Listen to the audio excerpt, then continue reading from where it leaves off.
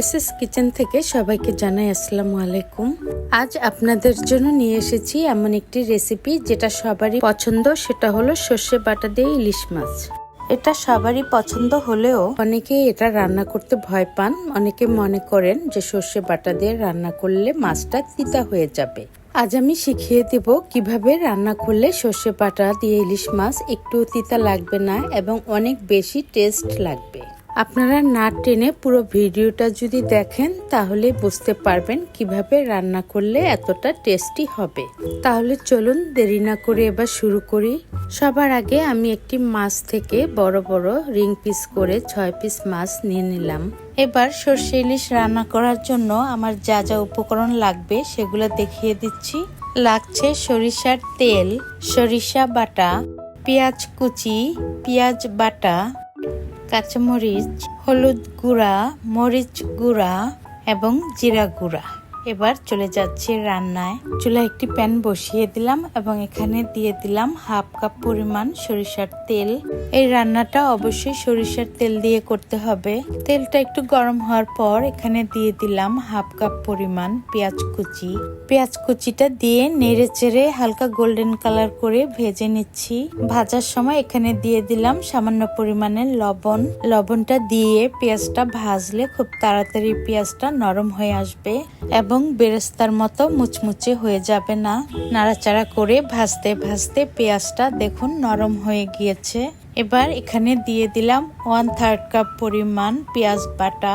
পেঁয়াজ বাটাটা নাড়াচাড়া করে ততক্ষণ পর্যন্ত ভাজতে হবে যতক্ষণ পর্যন্ত না পেঁয়াজের কাঁচা গন্ধটা দূর হয়ে যাবে। এভাবে ভাজতে ভাজতে যখন দেখবো গন্ধটা দূর হয়ে গিয়েছে এবং কালারটাও পরিবর্তন হয়ে এসেছে, তখনই এখানে দিয়ে দিলাম 1/4 কাপ পরিমাণ সরিষা বাটা।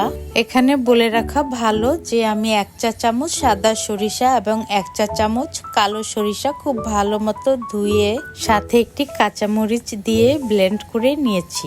আপনারা চাইলে শুধু সাদা সরিষাটা দিয়েও রান্না করতে পারেন, তবে কালো সরিষা দিলে অবশ্যই 1টি বা 2টি কাঁচামরিচ দিতে হবে, তাহলে আর তিতা লাগবে না। বেশ কিছুক্ষণ নাড়াচাড়া করে সরিষা বাটা এবং পেঁয়াজ বাটাটাকে খুব ভালোভাবে কষিয়ে নিলাম। এবার এখানে দিয়ে দিলাম হাফ কাপ পরিমাণ পানি। পানিটাকে নাড়াচাড়া করে মিশিয়ে এরপর এখানে দিয়ে দিলাম 1 চা চামচ হলুদ গুঁড়া, 1 চা চামচ মরিচ গুঁড়া এবং হাফ চা চামচ জিরা গুঁড়া। নাড়াচাড়া করে গুঁড়া মশলাটাকে মিশিয়ে এবার ঢেকে দিলাম কষানোর জন্য। এবার ঢাকনা খুলে দেখতে পাচ্ছি তেলটা ভেসে উঠেছে এবং মশলার কাঁচা গন্ধটাও চলে গিয়েছে। তার মানে মশলাটা কষানো হয়ে গিয়েছে। এই পর্যায়ে এসে এখানে দিয়ে দিলাম 1 কাপ পরিমাণ পানি। নেড়ে চেড়ে পানিগুলোকে মশলার সাথে মিশিয়ে আবারও ঢেকে দিলাম। বলক চলে এসেছে এবং বেশ কিছুক্ষণ জালও হয়েছে। এবার এখানে দিয়ে দিলাম ইলিশ মাছের পিসগুলো।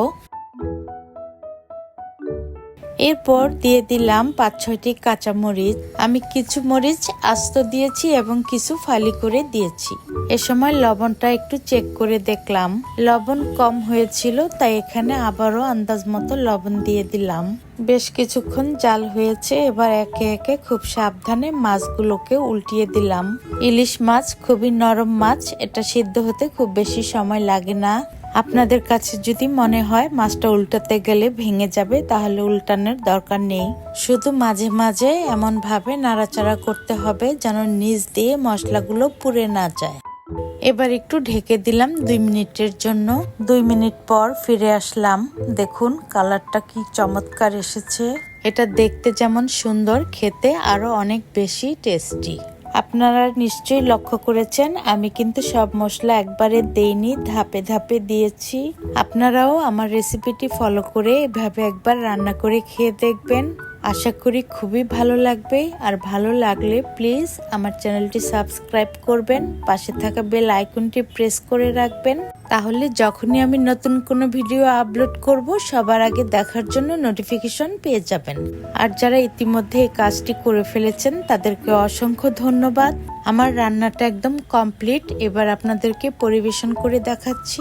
পরিবেশন করতে করতে আপনাদের কাছে আমার একটি রিকোয়েস্ট, আপনারা না টেনে পুরো ভিডিওটা দেখবেন। একটা লাইক দিয়ে কমেন্ট করবেন এবং শেয়ার করে অন্যদেরকেও দেখার সুযোগ করে দিবেন।